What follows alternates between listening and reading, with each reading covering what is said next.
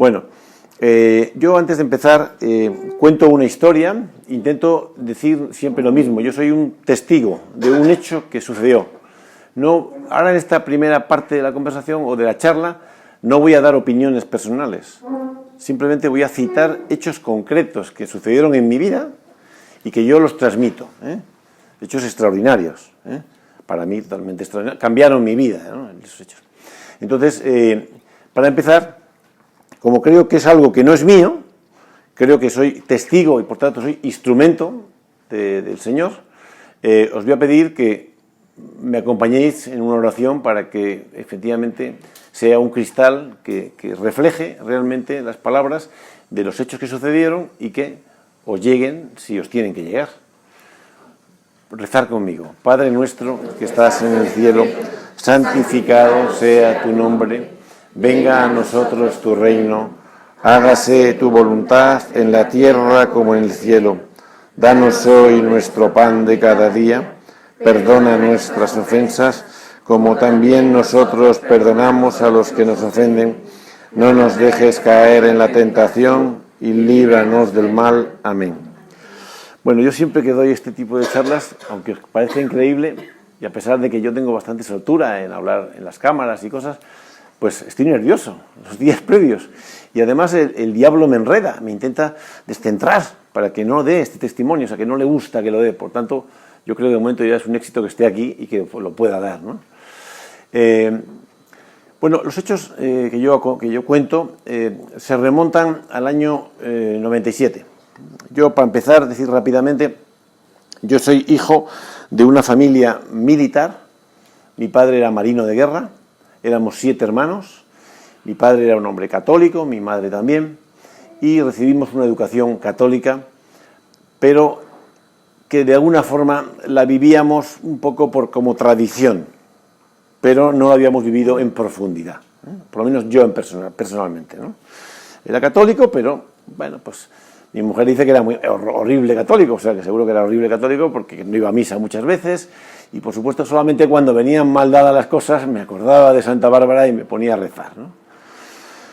Entonces, pero la formación que yo recibí, una educación muy estricta, muy luchadora, con un sentimiento que me metieron y tal, de que en la vida había que luchar, había que triunfar, había que no sé qué y tal. Y yo siempre digo a los sinvergüenzas de mis hijos, les digo, yo os quería antes de teneros, porque es que yo decía, nunca pasarán hambre mis hijos, yo lucharé hasta morir, pero no dejaré que pasen hambre. O sea, que lo tenía yo aquí metido, ¿no? Trabajé mucho y como digo, corriendo. Yo siempre me defino, o sea, una película, no sé si la visteis vosotros, Forrest Gump, que corría todo el día, ¿no? Yo me sentía Forrest Gump, todo el día corriendo, no sé muy bien a dónde, ¿no? Primero sacar esa selectividad, el MIR, no sé cuánto, la especialidad, luego la tesina, luego la tesis doctoral, no sé cuántos, objetivos, triunfar, luchar, mejorar, ser un gran especialista, ser un gran experto, sacar cátedras, no sé qué, todo corriendo muy bien. Y luchando en esta carrera de frenética de luchar, yo me casé con Paloma, que está por aquí, que a lo mejor da, y tuvimos 3 hijos, Alberto, María y Álvaro.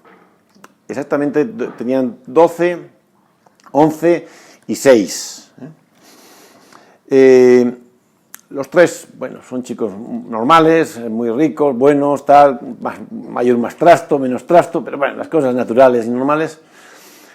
Pero verdaderamente el niño este pequeño era especial.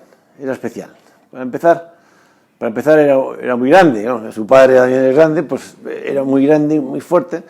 Y tenía un toque especial, por ejemplo, nunca se puso malo, era un niño de estos niños que te miraba y siempre quería agradarte, ¿no? Siempre estaba sonriendo, siempre dando como amor, siempre como dando las cosas. Y yo le decía cosas y tal, era muy grande, en su clase, un día me llevaron, pues se había pegado un golpe y se había hecho una brecha, y fui a verle, y entonces estaban las mesas de todos los niños, que eran como de juguete, y la de mi hijo, que era un pupitre grande, porque mi hijo era una mula, ¿no? Y entonces siempre, mi padre, y tal. Era un niño muy rico. Y me decía cosas que me sorprendían. Por ejemplo, yo recuerdo que un día se metió en la cama con mi mujer y yo, el grandote, y nos abrazó, nos agarró uno en cada brazo. Y yo, ¿qué haces? ¿Qué haces? Y nos seguía abrazando. ¿Pero qué haces? Y dice, pero es que no os dais cuenta. ¿El qué? ¿El qué no nos damos cuenta? Que yo he venido a uniros. ¿Pero qué dice este niño? Que he venido a uniros. Bueno, 3 meses antes de que sucedieran los hechos, yo tuve un sueño de que perdía a mi hijo Álvaro. Y recuerdo que yo no era muy religioso, o no era por lo menos buen religioso, no lo era. Me tiré de rodillas al suelo y me puse a rezar. Dios mío, por favor, que no pase esto, igual. Pero ya soñé yo que le pasaba algo. Desgraciadamente, el 14 de junio del año 97, con 6 años y medio, yo venía, como os digo, corriendo, siempre corriendo, venía de recibir el título de doctor honoris causa, doctor en cirugía ortopédica y traumatología por la Universidad de Navarra, con el sobresaliente cum laude, que me ponían el laudeamus digitus, en fin, todo una borrachera, y iba corriendo al estadio Santiago Bernabéu por la tarde, que jugábamos un partido final de Liga contra el Atlético de Madrid, y que si ganábamos ese partido, ganábamos la Liga. Era mi etapa de jefe de los servicios médicos del Real Madrid. O sea, por la mañana, en fin, el birrete de profesor en cirugía ortopédica, y por la tarde, jefe de los servicios médicos del Real Madrid, que ganaban la Liga. Todo una especie como de borrachera, ¿no? De éxito del mundo, ¿no? Del éxito del mundo. Pero a la mateixa confusió, como indica Ángel Capa, allá va la pilota de Panucci, la intenta parar Zúcar, se la endú y el gol de Raúl. Jugada espectacular de Raúl, com no, havia de ser ell davant l'Atleti de Madrid. Y estaba yo en el campo, en el descanso exactamente, entro a sentarme y me llaman, oye, que tu hijo ha tenido un accidente. Y que mi hijo Álvaro había tenido un accidente. Entonces, yo en la desesperación salí y bueno, pues un sufrimiento, una cosa, ¿dónde está? Pues está en La Paz. Del Bernabéu a La Paz está la Castellana, mi coche no lo podía sacar, y me puse en el sprint corriendo desde el Bernabéu hasta La Paz. Llegué a La Paz y estaba en la UBI el niño, y me dijeron que efectivamente el niño había tenido un accidente con una puerta de un garaje y que estaba gravísimo, estaba entre la vida y la muerte. Bueno, yo ahí, que no rezaba mucho, pues solo se me ocurrió ponerme a rezar todo el rato, rezando. A las 2 de la mañana del día 15, mi hijo Álvaro, de 6 años y medio, murió. Entonces, bueno, pues mi mujer y yo salimos de allí y bueno, yo siempre digo que los hombres y las mujeres pues queremos mucho pero yo creo que yo a mi hijo, vamos, le quería con locura y no es una frase, de verdad, es que le habría dado los 2 brazos y las 2 piernas, pero sin dudarlo. Bueno, pues lo mío no es nada, el amor que yo tenía a ese niño, en comparación con el amor que le tenía a mi mujer. Que para una madre es horrible. Siempre pongo el mismo ejemplo porque es que expresa perfectamente lo que yo sentía. Yo sentía como si aquí, ahora, con un bazooka, me pegan un torpedo y me perforan el pecho. Pues así me dejaron el pecho inmediatamente después. No podía ni respirar del dolor y del sufrimiento que sentía. Bueno, caminaba pues como un zombi, ¿no? Y en este caminar como un zombi, mi mujer destrozada, todos destrozados, pues, tuvimos una discusión, mi mujer y yo. Siempre paso un poco a dar una estadística, porque ya yo me puse en esa época a leer y a ver. 7 de cada 10 matrimonios que pierden un hijo se separan. Porque el dolor es tan grande que te destruye hasta el matrimonio, ¿no? Que el matrimonio es... Y entonces tuvimos una discusión al 3er día aproximadamente, ¿no? Es raro, porque no sé por qué. Y inmediatamente de la discusión, no sé por qué, abrí una Biblia, no sé por qué, estaba por ahí, abrí la Biblia, y en la Biblia leí el Evangelio de Mateo, en la que está hablando de que, oye, ¿a dónde tienes que ir? Y entonces, pero ¿cómo tenemos que ir? Y al final le dice Jesús a Mateo, pero Mateo, es que no te enteras. Si yo soy el camino, la verdad y la vida. Aquella frase me quedó, se me quedó ahí. Yo soy el camino, la verdad y la vida. Entonces, salí caminando y pasé por la calle de Alcalá, iba por la calle de Alcalá y tal. Y justamente en la Alcalá, esquina Gran Vía, hay una iglesia, que siempre me lo dice el nombre, me parece, no sé cómo se llama, así, de Buen Pastor, San José, no sé. Y entonces, San José, me parece que es. Y entonces entré, y entonces estaba toda oscura, me acuerdo perfectamente, toda oscura, y al fondo había el Santísimo. Entonces, no sé por qué entré. Y estaba el Santísimo, una lucecita pequeña, y solo había a la izquierda, había una pared, y en la pared, otra vez, grabado con luz, yo soy el camino, la verdad y la vida. Que otra vez, el mismo día. ¿Ya? Bueno, pues, al llegar a casa se lo comenté a Paloma, oye, me ha pasado esto, chica, no sé, una cosa. Mira, pues, y seguimos, todo el estado igual. Y por la noche yo no dormía, pasé años sin dormir. Me acostaba a las 3 de la mañana y me levantaba a las 5:30.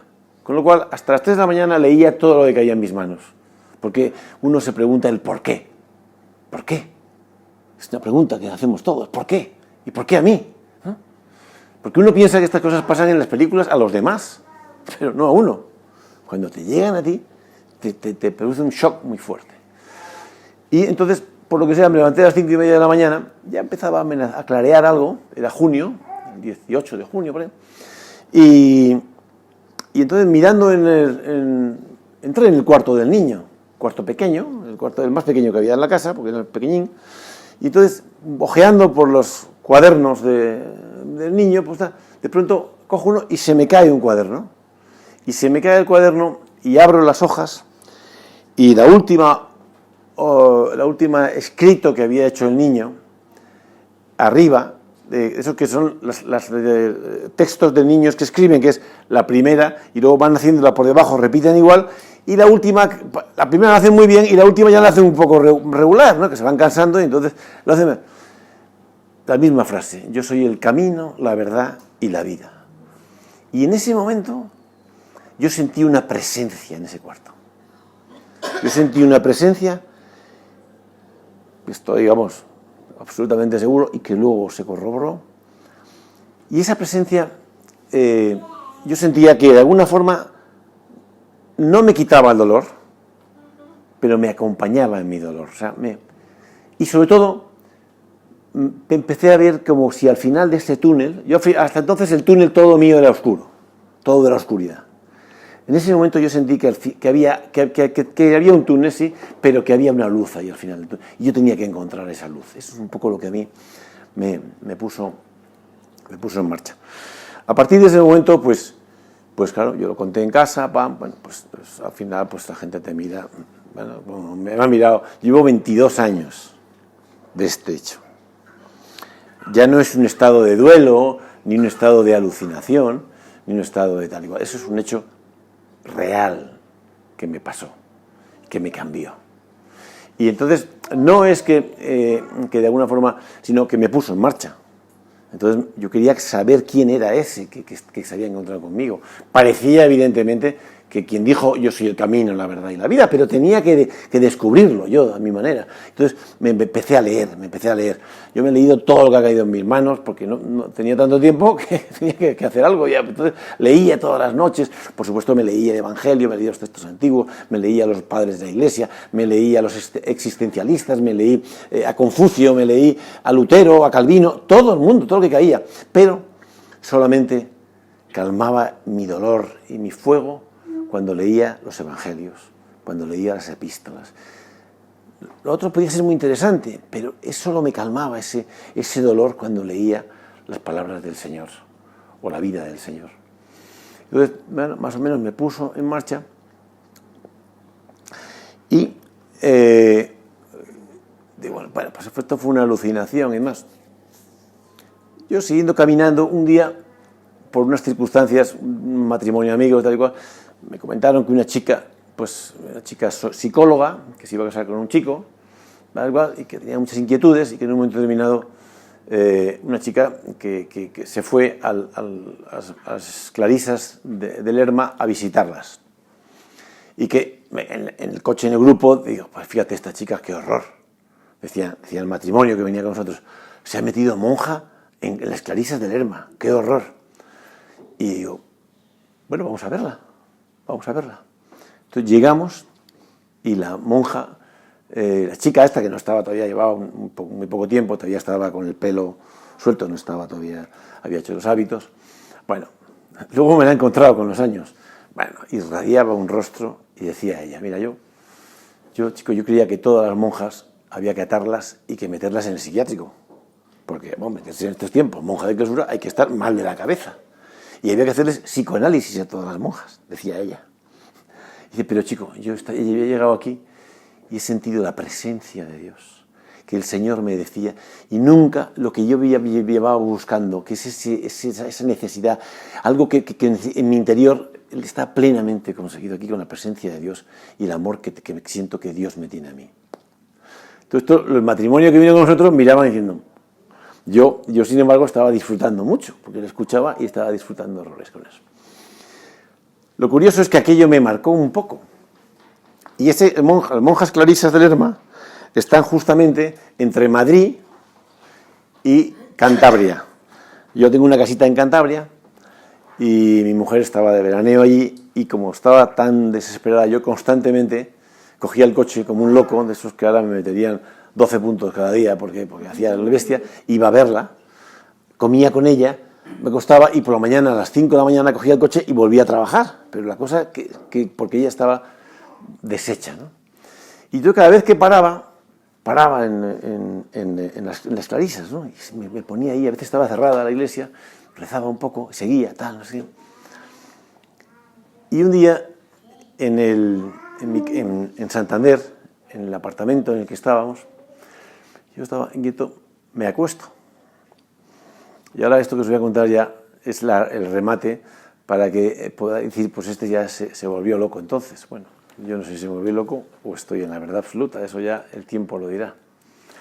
Yo soñé que iba a las monjas clarisas, que visitaba el monasterio, y me visitaba y me mostraba el monasterio por dentro, la superiora, lo cual es absurdo, porque es un monasterio, no dejan entrar a un paisano, ¿no? Pero a mí, en el sueño, me dejaban entrar a ver el monasterio. Y entonces, la iglesia de allí es una iglesia, la iglesia importante de las clarisas, es una iglesia que hay unos barrotes, entonces el público podemos estar detrás de los barrotes y ellas están delante con el Santísimo y están en oración, pero no hay una comunicación, ¿no? Tú estás detrás. Pero ahí no era la iglesia que me enseñaron en ese sueño. En ese sueño me enseñaban la iglesia de ellas, la capilla de ellas, donde todo monasterio, toda monja tienen una capilla pequeñita en la que hacen su oración y demás. Y era una puerta que abrías por aquí y otra puerta que salías por allá.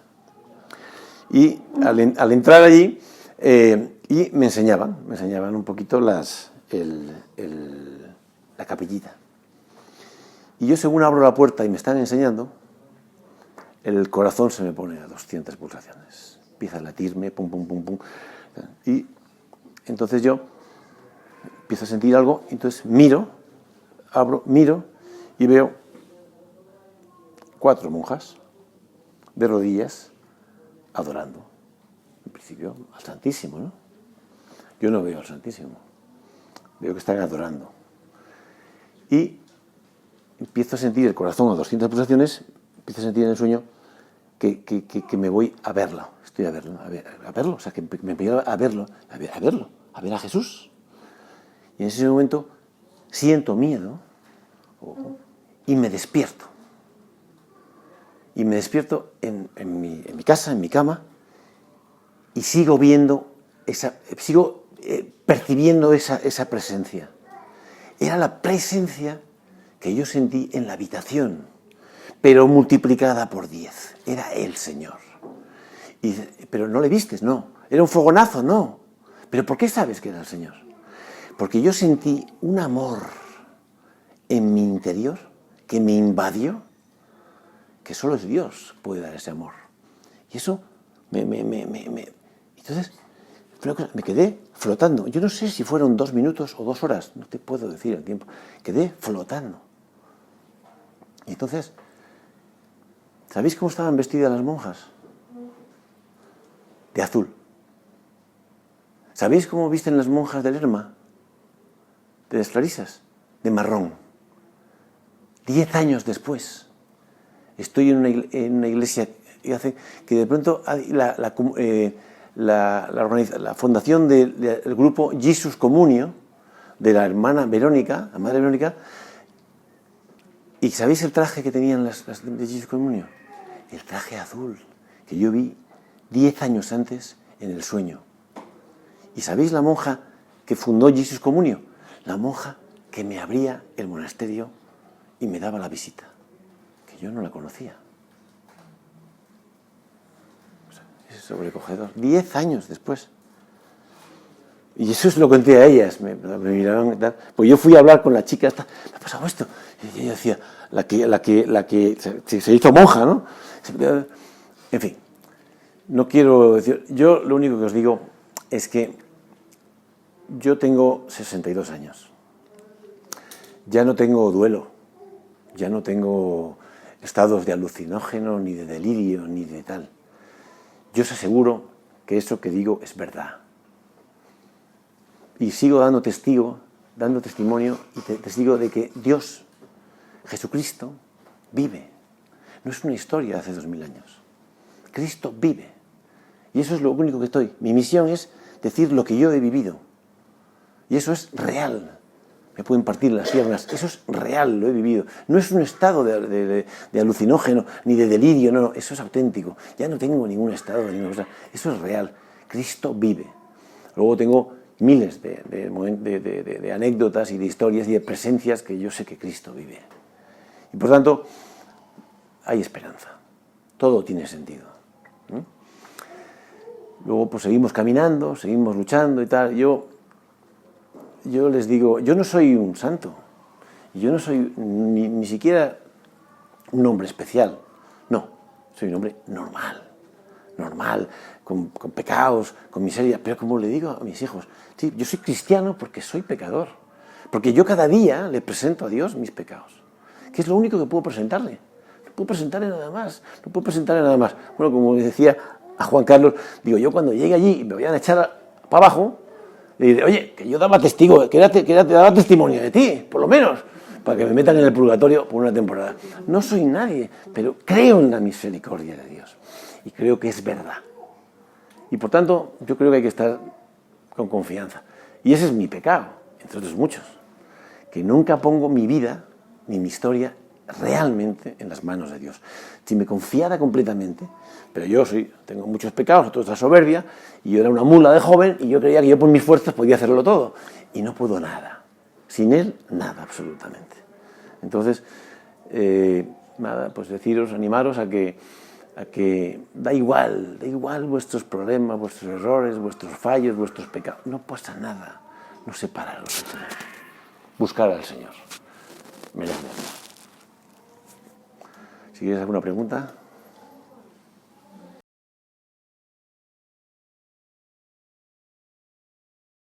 Mira, yo siempre digo una cosa. El éxito del diablo no es que te derribe, que eso no tiene importancia, si estamos hechos para que nos derriben. El problema es cuando tú tienes la soberbia para decir, ¿y para qué me voy a confesar por esto? ¿Y por qué?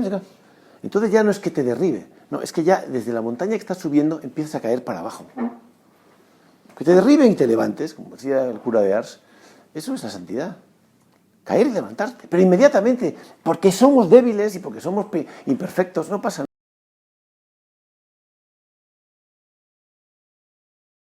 Bueno, yo les he transmitido varias cosas, ¿no? La primera y fundamental, que no se separen del Señor. Que no se separen del Señor, que no se preocupe, que todos hemos sido jóvenes, que cometemos errores, que no pasa nada. Que Cristo ha muerto para llevar nuestros pecados, porque es o sea, que no hay que temer, que, yo no, nada, ¿no? Y entonces yo a mis hijos les he transmitido muchas veces esto. me escuchan pues un poco como, está loco este, ¿no? Este, qué pesado es con sus rollos y tal igual.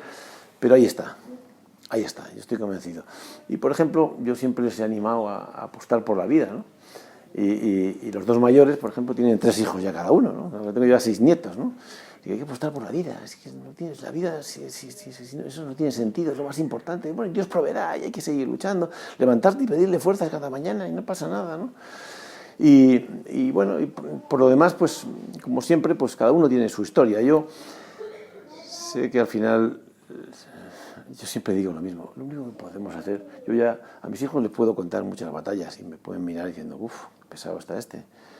Pero yo lo que tengo muy claro es que yo cada día rezo muchísimo.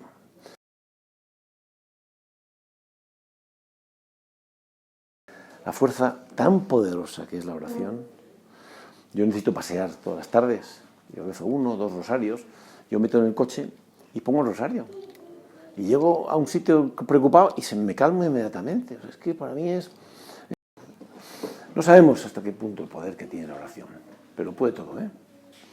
Lo puede todo. Cambia la historia, la oración. Si supiéramos el poder que tiene... El Señor es la pera, lo hace todo bien. Entonces, Él me ha bendecido con muchas cosas. Pero yo cuando era joven era un animal, era un caballo. Era fuerte, hacía deporte y me ha hecho experimentar una cosa, como todo hace bien. Hace 1 año y medio, 2 años, cogí una infección y casi palmo. Me dejó consumido. Y yo intentaba rezar. No pasa nada. Pues yo a veces, cuando eres joven dices muchas chorradas. ¿Sí? Y a mi padre le decía, no, cuando estaba ya muy mayor, dice, abraza a Cristo. Pues yo ahí en la cama, tirado, con náuseas todo el día, le comentaba a Juan, intentaba rezar el rosario y me tardaba 4 y 5 horas para rezar un rosario. Me mareaba, vomitaba, una cosa horrorosa. Total, que viví la debilidad. Y me di cuenta que la gran verdad de nuestra religión y de nuestra fe es la cruz. Y somos débiles y somos poca cosa. Y hay que pedirle a Dios que nos dé fuerzas para abrazar la cruz. Que la cruz es, frente a la cruz nada falla. Y detrás de la cruz está Cristo. O sea, si abrazas la cruz, está Cristo seguro. El gran apostolado es el ejemplo, el testimonio. Las grandes frases, es muy difícil.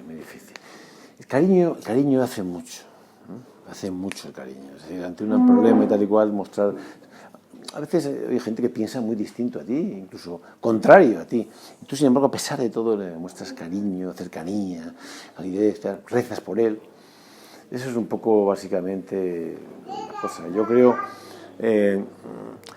pretender que tienes el carisma extraordinario para cambiar una persona del azul al rojo, del blanco al negro, es complicado, muy complicado, somos poquita cosa.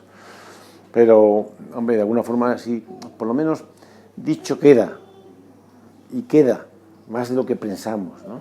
Porque nunca sabes dónde... Tú echas un poco tu pequeña frase, tu pequeña opinión y tal y cual, y queda ahí. Y a veces a lo mejor crees que no, pero a lo mejor el día de mañana... A mí me ha pasado, por ejemplo, da un testimonio a los seminaristas. Eso es un chollo. Pero a todos los seminaristas que están ávidos y están llenos del fuego del espíritu, pues es un chollo poder decir cosas. Pero yo también he dado testimonio, unas monjas me llevaron a mitad de un pueblo, en la plaza, con una cruz, y todo el pueblo... Toda la gente atufándose a gin tonic. ¿Qué hace este aquí? ¿Qué dice el loco este? Oye, y Dios, ilumíname, porque a lo mejor ese que está tomando un gin tonic le dice una frase que le llega o que le hace. Pero eso no sabes, porque no tienes tampoco es una habilidad enorme. Entonces dices, Señor, ilumíname, hazme instrumento tuyo. Yo siempre digo una cosa, que no es una pose, os lo prometo que es auténtico. Yo soy un cristal, que lo único que puedo hacer es intentar no estar muy sucio para proyectar la luz la palabra de Dios. Pero yo soy un cristal. No pretendas ser tú eres el erudito, el orador, el Cicerone, en fin, San Agustín, no, es él el que actúa. Y tú puedes estar más o menos, por eso depende mucho también cómo te estés tú de motivado y de lleno de él, ¿no? Yo siempre digo, ¿quién puede dar a Cristo? Quien tiene a Cristo. ¿Quién puede reflejar el rostro de Cristo? Quien tiene a Cristo. Y para tener a Cristo hay que buscarlo, hay que tratarlo, hay que llenarte de él cada día, ¿no? Si no, no es imposible. Aquí no es... De hecho, pecado muchas veces que tenemos todos un poco, yo siempre tenía miedo, yo al principio tenía miedo a transformarme en un personaje, porque el diablo es muy hábil y te hace, hasta en este papel te hace un personaje que vas que tienes la fachada de, y luego, pero la verdad es otra, tu historia verdad es mucho más. Entonces, pero a pesar de todo, yo hablando con muchos sacerdotes y amigos, da igual, hay que intentar siempre eso, ponerte en manos de Dios, igual, e intentar reflejar eso y decir que tu precariedad y tu cosa, pero intentar, porque haces bien. Y el otro no quiere que hagas bien. Haces muy poco a lo mejor, pero haces algo. Y por tanto, pues hay que hacerlo siempre y demás. Y no hay grandes frases, yo no tengo grandes frases para intentar convencer. A veces convences, yo siempre comento una anécdota. Yo he estado muchos años en el Real Madrid, jefe de los servicios médicos del Real Madrid, 21 años. Y entonces alrededor mío, pues te encuentras a lo mejor gente que tiene los grandes ídolos, que tienen dinero, poder, éxito, fama, todo eso, ¿no? Entonces eso distorsiona poco, pero es bueno, chico. Entonces ahí me vino una anécdota y dice, y tú les convences, tú les dices, no, es difícil. Entonces recuerdo uno que me vino comentándome que, Doc, yo me llevaba muy bien con ellos, ¿no? Doc, mira, es que, ¿qué pasa? No, pues es que quería decirte una cosa. Pues cuéntame. No, es que mira, mi novia está embarazada, Doc, y yo quería ver si... Y le corto. Y digo, ¿cómo? Pero tú, estás embarazada, pero de ti. Sí, no, sí. ¿Tú le quieres? Sí, la quiero. ¡Dame un abrazo! ¡Hombre! ¡Enhorabuena! Joder, ¿por qué? ¿Cómo? Ya no me dijo nada más. Ya no me dijo lo que me iba a decir. Pero qué alegría, la mayor felicidad del mundo. Un niño es una bendición. Tío, oye, al mes y pico se casó. Yo no sé si se casó por eso, pero evidentemente al final es un poco, porque al final a lo mejor nadie le había dicho eso. Oye, que es que no pasa nada. Pues bien, ya está, hecho está. Pero ahora, oye, para adelante, y pues la quiere, está, venga. Oye, es un tío fenomenal, ahora está casado, sigue casado con ella y tiene un montón de varios hijos con ella. O sea que hay que dar gracias a Dios porque a veces pues puede ser instrumento para el bien, ¿no? O sea, yo si no es por Jesucristo, yo estoy muerto. Es como no puedo ser el infiel. Es que fue mi Salvador. Es el agua que bebo, es el aire que respiro. Es que si estoy enfadado con Él, es que estoy fatal. Es que si me he separado de Él por algo, es que estoy fatal. Es que estoy con un cuerpo que no puedo estar. Es imposible. Entonces... No, todo cuadra en Él. Él es la piedra angular de mi vida.